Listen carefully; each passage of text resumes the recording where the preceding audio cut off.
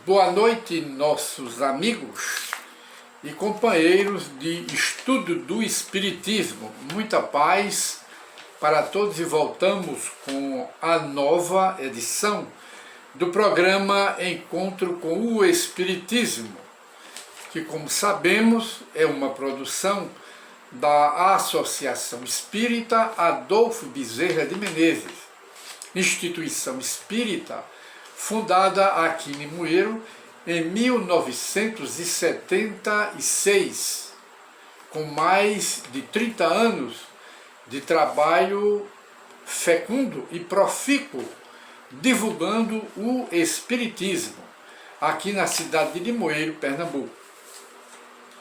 E hoje, que é o dia 31 de outubro de 2021, apresentamos a nova edição de Encontro com a Doutrina Espírita para estudo e pesquisa e reflexão acerca do Espiritismo, este desconhecido porque é pouco estudado. O Espiritismo pede que o estude, que o pesquise, para depois condená-lo. Porque condenar o Espiritismo, sem ler o Espiritismo, sem estudar a ciência do Espiritismo, é um pouco de, ou uma manifestação de leviandade. Como se pode condenar ou absolver sem conhecer? É preciso conhecer, estudá-lo, para depois condenar ou absolver. É o que manda o bom senso e o bom caráter. Mas antes de nós, ou seja, nós iniciamos aqui, que encontramos um texto bíblico que combate a teoria ou dogma de céu, inferno e purgatório. O texto bíblico. E diz assim: a Bíblia é contra as penas eternas. Deus não seria Pai misericordioso em condenar seus filhos, a humanidade inteira, pelo pecado de Adão e Eva.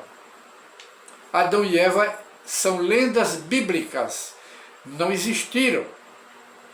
Deus não seria misericordioso nem justo em condenar toda a humanidade inocente. E nem Deus seria bom também em condenar, ou seja, em condenar os inocentes e inocentar os culpados. Deus é a justiça universal. Deus não criou inferno, céu, nem purgatório. Tudo é estado de espírito, estado da alma. É o que o Espiritismo ensina. E está na Bíblia. Ezequiel, o profeta Ezequiel, 33:11, para aqueles que estudam a Bíblia. E o Espiritismo também estuda a Bíblia. E está na Bíblia. Os espíritas são amigos da Bíblia e não inimigos da Bíblia.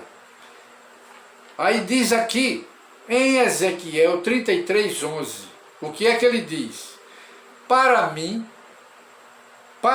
mesmo, juro, disse o Senhor Deus, que Deus falava pela boca dos profetas, que não quero a morte do ímpio, do pecador, de uma forma geral, senão que ele se converta ao bem e que deixe o mau caminho e que viva.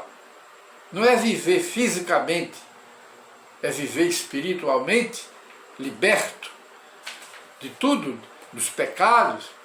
Mas o que tira os pecados dos pecadores é a reencarnação, que traz de volta os espíritos, porque Deus perdoa a humanidade, seus filhos, Deus perdoa os pecadores, os ímpios, pela reencarnação, traz de volta. Deus não apaga pecado de ninguém, nunca. Jesus não veio apagar pecado dos pecadores, Jesus veio educar o homem, mostrar o caminho pela educação, é que o homem se liberta, se salva. Não existe salvação sem educação, porque educação e salvação são sinônimos. Uma anda ao lado da outra. E de modo que esse é o texto da própria Bíblia, Ezequiel 33:11, que Deus não quer a morte do pecador, do ímpio, quer que ele se arrependa, se converta e volte ao caminho do bem para a sua salvação, que não é em uma só encarnação, mas em diversificadas reencarnações. E para isto, nós consultamos aqui um texto de Allan Kardec, só para reflexão dos companheiros que gostam do Espiritismo. E Allan Kardec diz no livro A Gênese, da sua autoria, e ele diz aqui no capítulo 1, item 36, o que é que Kardec diz? Ele diz assim: com a reencarnação, o renascimento, a volta do homem em outro corpo, uma volta.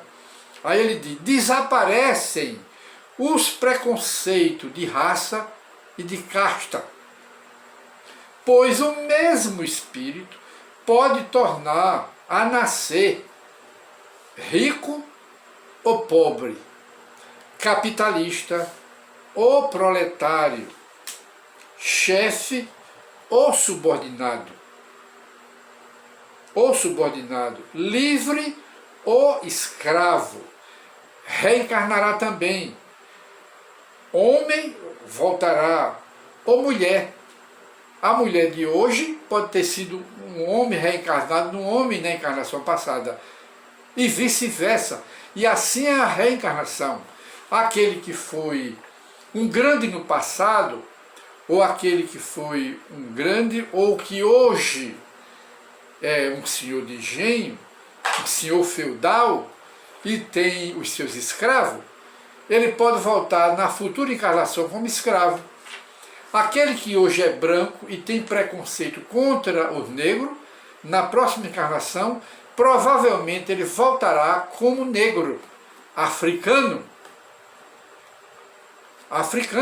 porque nas leis de Deus não pode haver o preconceito, e é a reencarnação que traz o espírito de volta.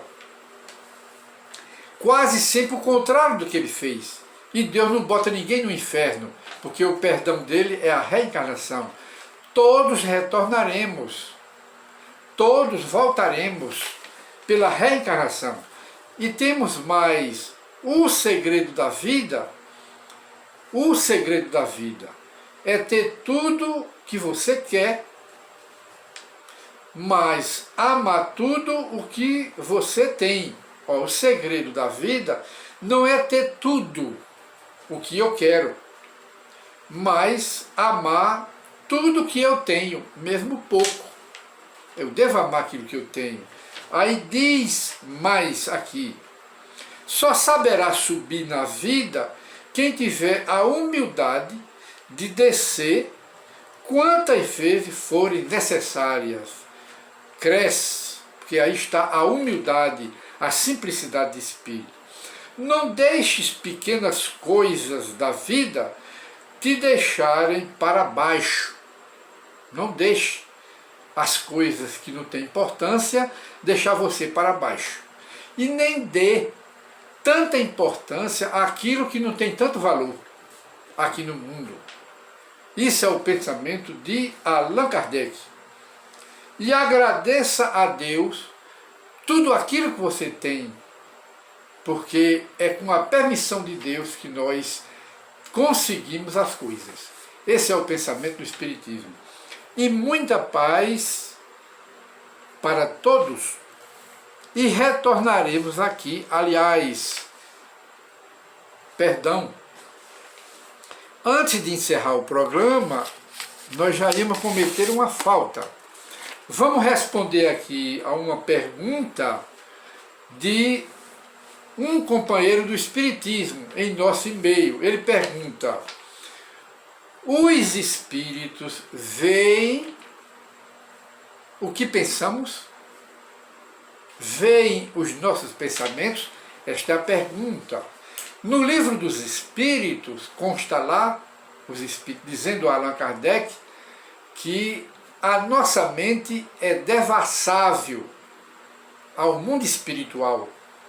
Os Espíritos veem o que nós pensamos e veem mesmo o que nós gostaríamos de ocultar de nós mesmos.